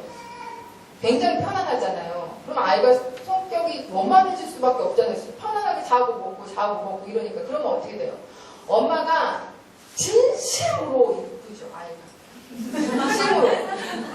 진심으로 내 아이니까 뭐 이래서가 아니라 이뻐해야 되니까가 아니라 누가 이뻐하지 말라고 그래도 너무 이뻐요. 어떻게 이렇게 사랑스러울 수 있을까? 이건 정말 이렇게 온 몸과 온 마음과 그냥 온 영으로부터 나오는 그 사랑을 진짜 쏟아부을 수밖에 없어요. 그렇게 사랑을 표현할 수밖에 없어요. 이거는 거짓이 그래도 없어요. 저는 큰아이 키울 때는 너무 거짓말을 많이 했어요. 아이 때문에 너무 고통스럽고 힘들고 미운데 실제로 너무 미운데 얘네한테 얘나 엄마가 네가 미워서 그런 게 절대 아니야. 엄청 미운데 막 우리 할머니가 나중에 그랬더라고. 네 눈에서 아주 독이 나가지고 그런데 그렇게 하던가 아이는 사실은 굉장히 혼란스럽죠. 엄마가 분명히 자기를 미워하는 것 같은데 그 느낌으로 다 알잖아요. 표정으로 좋아요. 그런데 메시지는 계속 엄마가 너 미워하는 게 아니야 라고 하니까 아이가 얼마나 혼란스러울지 이제 지금 알겠어요. 그러니까 불안정할 수밖에 없어요. 그 다음에 그러면 계속 눈치 볼 수밖에 없죠. 어떻게 하면 엄마한테 인정받을까가 되는 게 너무 당연하죠. 그런데 이제 막내 같은 경우는 이렇게 하니까 진심으로 너무 사랑스러워요. 그러니까 이게 뭐 내가 성공했구나 이걸 떠나서 아이가 이렇게 사랑스러울 수 있구나를 이제 막 아는 거예요. 그러면 그 다음에 실제로 어때요? 저희 집에 오는 사람들마다 애가 어쩌면 이렇게 잘 자고 잘 먹어요. 어떻게 이렇게 이뻐요. 진심으로 칭찬하죠. 대부분의 많은 사람들이 남의 아이기 때문에 이쁘지도 않다고 얘가 귀엽네요. 놀기도 하고 애가 참 이쁘네요. 말 잘 듣나 봐요. 순한가 봐요. 이렇게 하지만 그게 진심이 아니면 사실 아무 능력이 없거든요. 그런데 사람들도 진심으로 얘기하는 어머 어떻게 이래요? 진심으로 이뻐. 너 진짜 이쁘다. 어떻게 이렇게 잘 먹고 잘 자니. 이게 진심이기 때문에 이 아이한테는 진정한 사랑의 능력이 굉장히 이제 부어지는 거예요. 그걸 제가 확 느끼겠더라고요. 아이 표정이 우리 큰아이는 이제 태어났을 때부터 떼내 표정이. 표정 자체가 그렇게 돼버렸어요. 막내는 이렇게 웃는 표정. 이렇게 막 웃는 표정. 그래서 이렇게 외국에 데리고 나가도 막 외국 사람들도 막 뭐가 어떻게 자느냐고 이러거든요. 진짜 해피보이라고 막 이러고 막 이래요. 근데 그렇게 정말 되더라고요. 그래서 진심으로 사랑하게 되고 진심으로 사랑으로 양육하게 되고 그렇게 이쁘기 때문에 이 아이가 잘못했을 때 이제 매를 들어요. 아기 때도. 하지만 이거 하면 안 돼라고 가르쳤는데 하면 찰싹 때리죠. 막 우는데 그래도 이뻐요. 이쁘고 그 다음에 안 돼. 하지 말라고 그랬지? 그래서 애가 정말 돌이키는 거 보면 또 정말 기쁘고 그래서 진짜 사랑하게 돼요. 이게 정말 계속 선순환이 되는 거예요. 진심으로. 가식 때문에 하나도 없이 진짜 사랑이 계속 순환되는 거예요. 그 안에 그냥 그 능력이 있어요. 내가 뭘 더 잘하고 뭘 어떤 말을 더 이쁘게 하고가 아니라. 그래서 그게 굉장한 큰 축복이었고 기쁨이었어요. 그래서 신생아 때부터 그렇게 편안하게 그렇게 할 수 있게 하고 엄마 아빠한테 순종하게 그 다음에 하니까 엄마 아빠가 말씀하실 때는 네 하고 말해야 돼 이런 거 가르치잖아요. 그러면 이거는 연습을 시켜요. 사실 그래서 훈련이에요. 자, 엄마 아빠가 효인아 하고 부르면 뭐라고 대답하지? 이제 말하기 시작할 때 네 이렇게 하는 거야. 네 하고 따라하잖아요. 그러면 이제 진짜 해보자 하고 자, 효인아 이렇게 불러요. 네, 아우 잘했어 이렇게 칭찬하잖아요. 그리고 그 다음에는 다른 데 있을 때도 엄마 아빠가 부르면은 네 하고 와야 돼. 이제 이거 진짜 훈련이 되는 거지. 효인이 저기 저쪽 방에 가 있어봐. 이제 엄마 여기서 부엌에서 부를게. 이제 해보는 거예요. 효인아 하면 이제 네 하고 막 와요. 이제 꼭 안아주면서 아우 우리 효인이 왔구나. 엄마가 부르니까 금방 왔네. 엄마 말씀에 참 순종을 잘하는구나. 이렇게 해서 이게 사실 이렇게 반복적으로 하면 훈련이 되는 거야. 이렇게 기쁘게. 그래서 이제 그 다음부터는 해보는 거죠. 실제 상황에서 불러야 될 상황에서. 그랬을 때 이제 진짜로 그렇게 했을 때 진심으로 격려하고 진심으로 칭찬하고. 그러니까 칭찬을 많이 해야 된다고 하지만 의도와 조종하려는 의도를 가지고 하는 칭찬은 그 아이한테 무엇을 학습시키냐면 다른 사람을 조종하기 위해서 이런 말을 해도 된다는 걸 학습시키는 거예요. 진심으로 칭찬하는 게 아니에요. 그게 뭔지 몰라요, 아이들이. 그래서 의도를 가지고 이 아이의 행동을 수정하려고 그 다음에 내가 원하는 걸 얻으려고 아이들을 칭찬하는 것은 의미가 없어요. 그건 사실은 거짓이에요. 근데 하지 않는 편이 낫죠.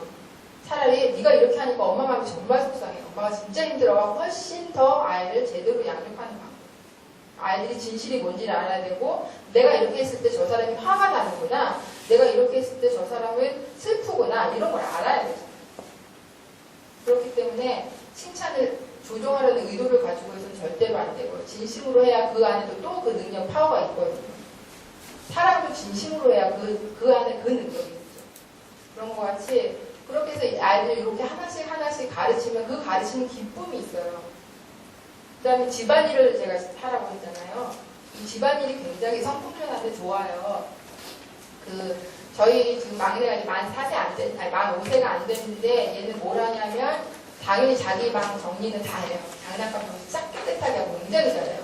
장난감 정리하는 함이 이렇게 쫙 있는데 다른 애들이 놀고 왔다가 갔을 때도 우리 집에 오는 애들은 이제 자기들이 가기 전에 장난감을 다 정리를 하고 하고 가는데 그래도 이제 집주인이 하는 것만큼 깔끔하게 안 되잖아요. 나머지는 자기가 다 해야 돼요. 자기가 가지고 있는 장난감은 또 당연히 자기가 해야 되는데 그거는 그냥 자기가 당연히 하는 걸로 알아서 애들이 다 가고 나면 자기가 해요. 그러니까 그것도 사실 이제 훈련하는 거거든요. 여기는 이거는 효인이 물건이기 때문에 효인이가 가지고 있는 건 제자리에 놔야 되고 제자리가 어디인지를 가르쳐줘야 되는 거고요. 그러니까 맨 처음에 이제 하나, 둘, 세 개 뭐 이 정도만 가지고 하죠. 자 이제 효인이 장난감 이 방 다 정리해 이렇게는 안 해요. 이거는 사실은 너무 무모한 짓이잖아요. 처음에 이제 장난감 예를 들어서 엄마랑 방에서 인형 하나 가지고 놀고 팽이 하나 가지고 놀았다. 그럼 이제 재밌게 논 다음에 자 팽이 자리가 어디지? 인형 자리가 어디지? 자, 효인이 한번 놔볼래? 놓고 이렇게 해서 그 다음에 이렇게 갖고 놀면 이렇게 제자리에 놓는 거야. 이걸 가르쳐주고 이걸 계속 반복적으로 하는 거예요. 그게 이제 훈련이거든요. 그래서 아이가 이렇게 할 수 있다는 것을 다 아셔야 돼요. 그리고 다 할 수 알고 다 할 수 있음에도 불구하고 이제 안 하면서 버티기 때는 사실 이제 고집이고 반항이기 때문에 그때는 또 매를 맞거든요. 그런데 그런 거 하나도 안 가르쳐주고 왜 네 방을 이렇게 정리도 하나도 안 했고 이게 바꾸는 장난감 이게 뭐고 다 지금 엄마 혼자 다 일이고 막 이렇게 하면 아니 맨날 야단만 맞지 어떻게 정리해야 되는지도 모르고 뭘 어떻게 하라는지도 모르고 이렇게 돼버리는 그래서 이게 하나하나 사실은 다 가르쳐준다. 그게 훈련의 과정이에요. 그 다음에 어느 수준까지 해야 하는 게 네가 해야 되는 수준인지를 명확하게 가르쳐주는 거예요. 그래서 지금은 그 다음에 이제 신발 정리를 해요. 신발 이렇게 짝 맞춰서 이렇게 어떻게 나라지 엄마가 원하는 방법이 있잖아요. 손님이 많이 오게 되면 가운데 길은 터놔야 돼요. 그래야지 누가 또 띵동했을 때 빨리 신발 신고 나가니까. 그래서 양쪽, 이 가운데는 놓지 말고 양쪽으로 배치를 한다. 이렇게 딱, 어떻게 배치를 한다. 이제 딱딱 가르쳐주죠. 그런 식으로. 그러면 그다음에 엄마가 이 상태가 돼야 이제 효린이가 신발 정리를 했다라고 말할 수 있는 상태야. 를 명확하게 지시하는 거예요. 정확하게 지시하셔야 돼요. 이걸 반복적으로 해서, 애가 이렇게 되는 게, 신발 정리했다고 말할 수 있는 상태구나. 이렇게. 그렇게 하고요. 그 다음에 식탁 닦아요. 밥 다 먹고 난 다음에 이제 누나랑 형은 계속 설거지를 하는데 얘는 아직 설거지할 나이가 아니니까 식탁을 닦고 식탁 밑에 떨어진 그것들을 줍고 그 다음에 조그만 청소, 휴대용 청소 해가지고 밀어서 이제 그 먼지 다 집어넣고 그 다음에 그 식탁 의자 제자리에 딱 꽂아놓고 이게 다 할 수 있어요. 그 다음에 또 뭐도 하냐면 빨래를 개요. 이거 정말 잘해요. 빨래를 개는데 빨래 개는 것도 가르치죠. 왜 종이접기 시키시잖아요. 똑같아요. 빨래를 쫙 펴갖고 자 이거는 누구 엄마 옷이네. 엄마 옷 어떻게 줬는지 자 엄마 위에 이것도 옷들이 맞지? 이렇게 나름대로 다 접는 방법들이 있어요. 그 방법들도 자 첫 번째 둘이 마주 앉아서 하는 거예요. 이렇게 접고 이렇게 접고 이렇게 접고 종이접기 할 때까지 같이 자 이쪽 한 번 접고 이쪽 한 번 접고 이쪽 한 번 접고 이쪽 한 번 접고 딱 이 상태 이렇게 계속 가르쳐줘요. 그래서 그걸 하다 보면 이제 아이가 그게 다 학습이에요 사실은. 그러면서 성품, 자기 책임감, 집안일이 가장 드는 유익은 누구에게든지 어느 공동체에 속해 있든지 그 공동체 안에서 자기가 감당해야 될 역할이 있고 책임이 있다는 걸 알아야 된다는 거예요. 그 가정에서부터 시작돼야 되죠. 어느 날 우리가 한번 저도 그랬지만 한 번도 집안일 안 하다가 결혼을 딱 했더니 온 집안일은 다 내 몫이 되면 도대체 나는 왜 이러고 살아야만 하는가. 그 다음에 이거에 대한 가치에 대해서 전혀 인식을 못하기 때문에 이 딸을 키우시는 분들은 얘 시집가면 내내 이거 할 텐데 시키지 말고 나중에 시켜야지. 저희 어머니도 맨날 그래서 우리 큰딸이 너무 설거지 많이 한다고. 그런데 얘네들이 어렸을 때부터 집안일을 배우는 거 공동체 안에서 반드시 자기가 감당해야 될 역할이 있고 이건 너무 당연하다는 거예요. 당연한 거예요. 내가 특별히 다른 사람 특별히 섬기거나 내가 특별히 칭찬받을 만한 일을 하는 게 아니라 마땅히 해야 될 일이라는 거예요. 그래서 내가 이 집안의 일원으로 있는 이상은 나도 뭔가를 해야 된다. 그 다음에 이 아이들 어렸을 때 이 집안일을 가르치면 이 집안일 때문에 아이들이 느끼는 성취감이 굉장히 커요. 자기가 자기한테 어떤 책임을 주어졌고 그 책임을 다 완수했을 때 칭찬을 받고 그런 것으로 인해서 아이들이 굉장한 성취감을 얻어요. 그렇기 때문에 그거 자체가 책임감 있는 자녀로 자랄 수 있게 굉장히 훈련하는 시간이 되거든요. 그 다음에는 가족에 대해서 관심을 갖게 돼요. 왜냐면 옷을 빨래를 개다 보면 이거 형아 옷, 이거 누나 옷, 이거 엄마 옷, 이거 아빠 옷 계속 들고 한참 고민할 때도 있어요. 이게 형아 걸까 누나 걸까? 이게 엄마 걸까 누나 걸까? 이게 고민해요. 그러면서 사실 가족에 대한 관심 그 다음에 학습적으로도 그래요. 큰 옷 개기가 작은 옷 개기보다 훨씬 어렵더라. 이런 것도 다 알아요. 그 다음에 내 옷은 작고 엄마 옷은 크더라. 이런 것도 다 알아요. 이게 사실은 그냥 우리의 그 일상 삶 가운데서 아이가 학습을 통해서 성품도 훈련이 되고 그 다음에 성취감도 갖게 되고 그 모든 것들. 그 다음에 결국은 하나님께서 그 주신 공동체 안에 질서가 존재하고 그 질서를 따르는 게 마땅하고 자연스럽다는 것을 알고 그래서 그것을 가지고 부모가 그렇게 칭찬하면서 대화하면 아이들이 계속 이제 그것으로 학습이 되면서 훈련이 되면서 성장할 수 있는 거. 집안일을 가르치는 건 굉장히 중요해요. 그래서 조그만 애들 집에서 할 일이 없어서 맨날 이렇게 텔레비를 보거나 이렇게 비디오 게임 하거나 하시지 말고 애들이 굉장히 바쁠 수 있어요. 그래서 딱 책임을 두고 그것을 훈련하는 기간 동안에는 사실은 부모의 헌신이 필요해요. 왜냐면 데리고 앉혀서 계속 가르쳐야 되나? 근데 저희 딸 같은 경우는 정말 저보다 훨씬 잘해요. 이제 진짜 잘해서 쫙 정리를 해놓으면 제가 정말 너무 마음이 흐뭇하거든요. 얼마나 딱 걔가 짝짝짝짝 해놓는지 걔가 초등학교 3학년 때 처음 그 집안일을 시켰어요. 그때가 제일 처음 알아서 빨래를 널고 개개했는데 처음에 계속 가르치고 하려니까 아 힘들고 이거 꼭 굳이 해야 되나 이런 생각이 들었었는데 하다 보니까 어느 날 얘가 정말 착 걔도 빨래를 보는데 얼마나 흐뭇하던지 제가 저 진심으로 그 딸을 처음 칭찬했거든요. 근데 그게 계속해서 그 행동만 수정하게 했던 게 잘못이었지 진심으로 칭찬하게 됐어요. 그 다음에 그걸 하면서 저는 나름대로 그런 생각을 했어요. 아 하나님이 굳이 저 돌들을 명하셔서도 충분히 하실 수 있음에도 불구하고 우리 같은 죄인 그 다음에 이렇게 허점이 많고 연약한 사람들을 계속 사용하시는 이유가 뭘까? 근데 하나님도 이런 기쁨을 원하시는구나. 제가 처음에 아이 이거 막 할 때는 되게 힘들고 막 내가 하고 말지 더 일이 많아요. 가르치다가 그리고 대충 처음에 배웠을 때 제대로 못하잖아요. 그걸 이제 또 꾹 참고 집어넣어야 돼요. 엄청 깔끔하시거나 엄청 딱딱 각이 잡힌 어머니 같은 경우는 그걸 잘 못 참죠. 그래갖고 괴로워하면서 이걸 가지고 몰래 다시 좀 자시해가 그렇게 묻기도 하지만 그래서 그 과정이 훨씬 더 지루하고 힘들고 안 했으면 좋겠고 그런 마음 들어요. 그런데 굳이 그 아이한테 그것을 훈련시켜서 그 아이가 그렇게 하는 것을 보는 그 모든 과정들을 통해서 하나님이 이런 마음이신가. 내가 잘해서가 아니라 나를 이렇게 훈련해 가시면서 결국은 내가 하나님 그 마음에 합하게 이렇게 살 때 그 기쁨을 원하시는구나. 그런 것들을 이렇게 알게 되니까 너무 기쁘더라고. 아이를 양육하면서 그걸 알아간다는 게 또 너무 기쁘더라고. 그래서 그걸 또 아이들하고 나누면 또 더 기쁘고. 그렇게 해서 이제 자녀를 양육해가는 기쁨을 알게 됐어요. 그래서 아이들이 어렸을 때 유아기 때는 자기 욕구대로 할 수 없다는 걸 아이들이 아는 게 더 중요해요. 욕구를 충족시키는 게 아니라 절제하는 게 필요하다는 걸 아셔야 되고 절제할 수 있게 양육하시면 아이들이 훨씬 안정되고 편안하다는 거. 훨씬 더 정서적으로 안정된다는 거. 그거를 아셔서 그렇게 양육하실 수 있도록 하셔야 되고 그게 성경적인 원리고요. 그 다음에 아이들한테 이제 권위에 대해서 호소할 수 있는 방법도 가르치셔야 돼요. 무조건 이거 엄마가 말했으니까 포기해야 돼. 그건 아니고 아이들도 왜 엄마가 또 실수할 때도 있잖아요. 그랬을 때는 아이들도 반응을 해야 되는데 어떻게 반응하는지를 가르치셔야 되거든요. 그럴 때는 예를 들어서 9시다 자자 그랬어요. 책 그만 읽고 이제 자 그랬어요. 그랬는데 아이가 자기가 조금 더 읽고 싶어. 그러면 대부분 애들 나 지금 책 읽고 있으니까 이거 다 읽고 잘게요. 이렇게 얘기하죠. 그래 그럼 읽고 자라 이런 식의 대화가 일반적인 대화예요. 그런데 이제 이렇게 훈련하는 입장에서는 어떻게 하냐면 엄마가 조금 더 지혜로우셔서 아이를 칭찬하고 싶으시다면 또는 아이한테 불필요하게 그 잔소리를 하거나 또 지시를 하지 않으시려면 이렇게 봤더니 아이가 지금 어느 정도 봐야 되게 조금 더 보면 잘 수 있겠구나를 아시면 강의 지금 책 읽고 있는 거 얼만큼 더 읽으면 끝나니? 물어보시죠.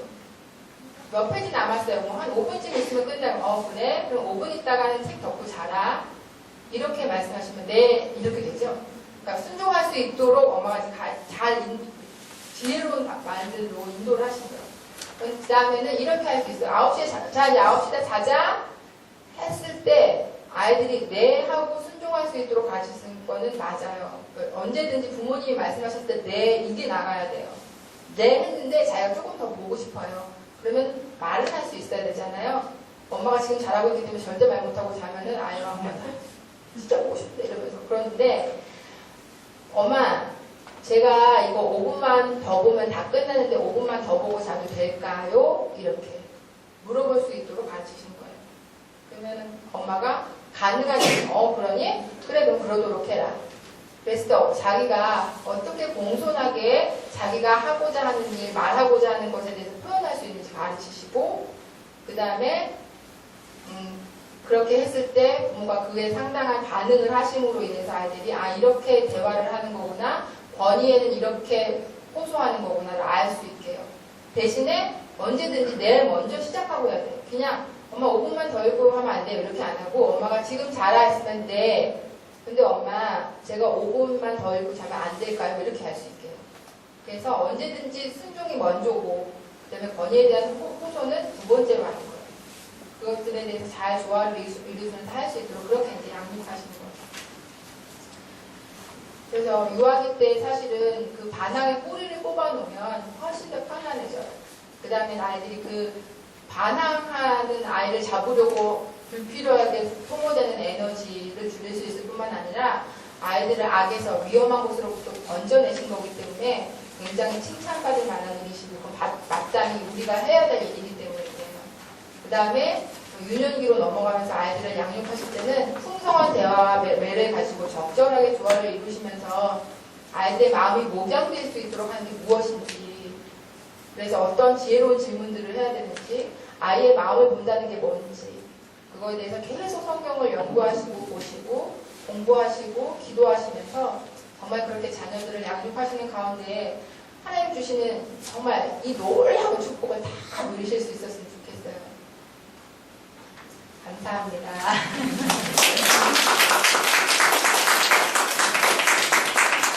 혹시 뭐 질문 있으시면 네.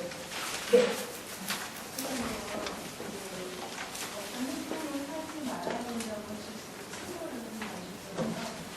아, 네. 애기. 네.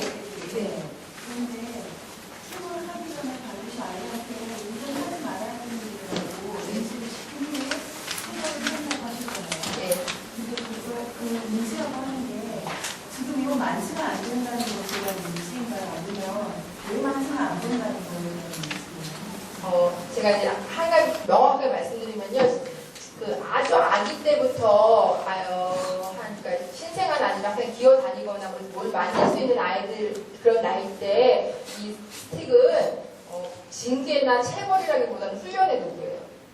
얘네들은 이해할 수 없어요. 엄마가 지금 이걸 왜 못하게 하는지 이런 거 이해할 수 없거든요. 근데 안 해야 되는 거예요. 그러니까 안 해야 된다는 걸 알게 하기 위해, 그걸 지금 하면 안 된다는 걸 알게 하기 위해서 때리는 거예요. 왜냐면 이걸 딱 손이 가는 순간 얘를 찰싹 때리면 얘가 아파갖고 팍 뛰잖아요. 그래서 아프기 때문에 안 하게 만드는 거예요. 그래서 이거는 그때는 이건 훈련의 도구예요. 그리고 애가 조금 컸을 때는 하지 말아야 될 것에 대해서 명확하게 말씀을 하시잖아요. 이거는 안 돼. 이렇게 왜안 되는 아니요. 네.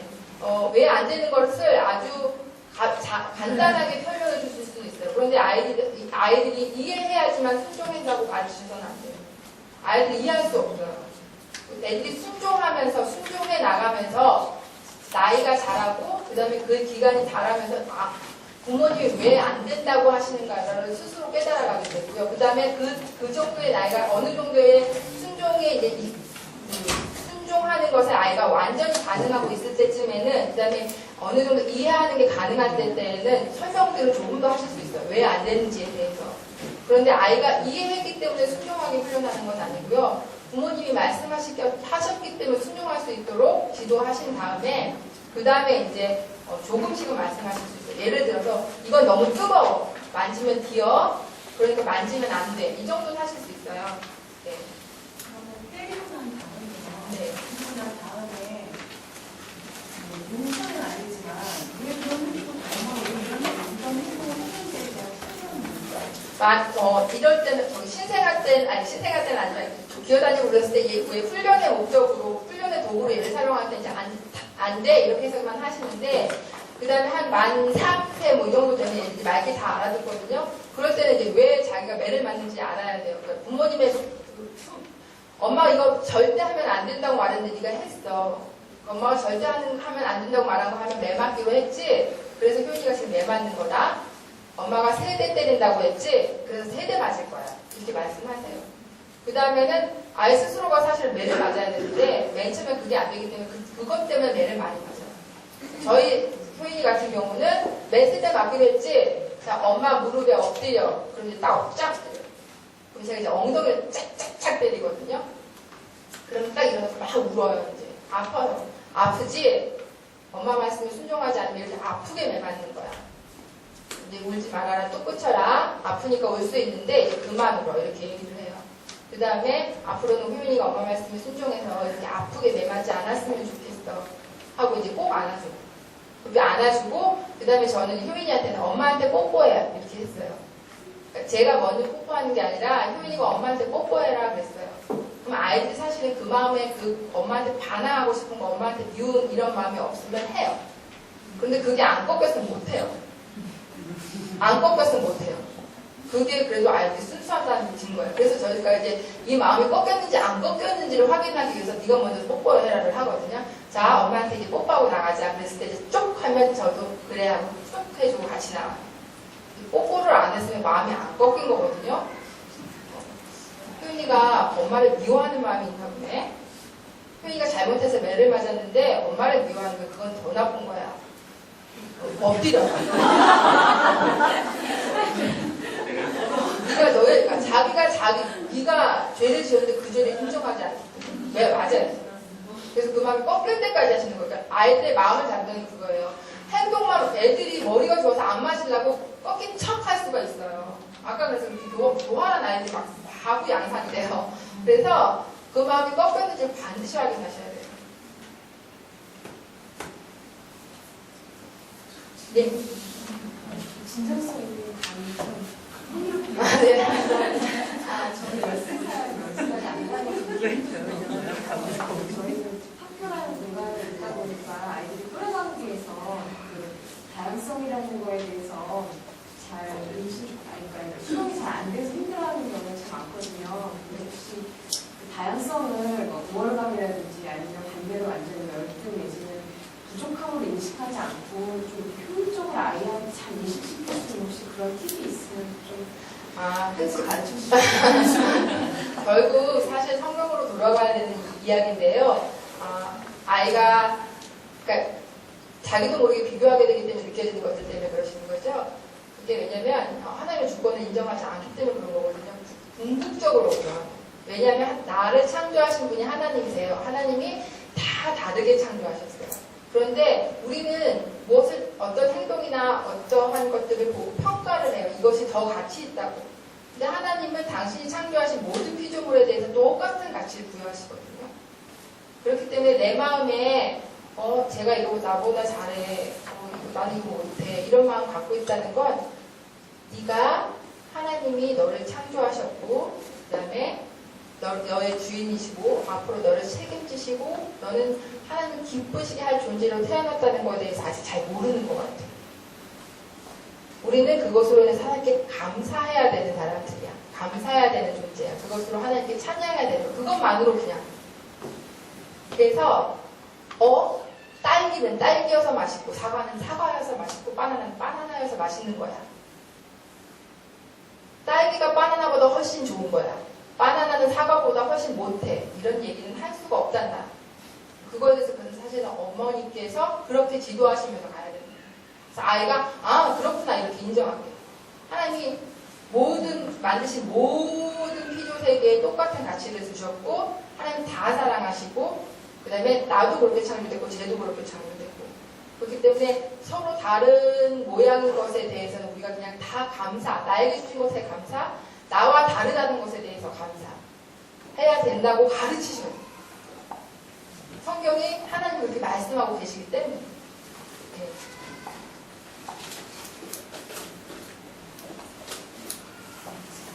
또 다른 질문 있으세요? 네. 긴 시간 잘 들어주셔서 정말 감사하고요. 모두 가정의 현장에서 승리하시는 어머니들이 되시기를 바랍니다.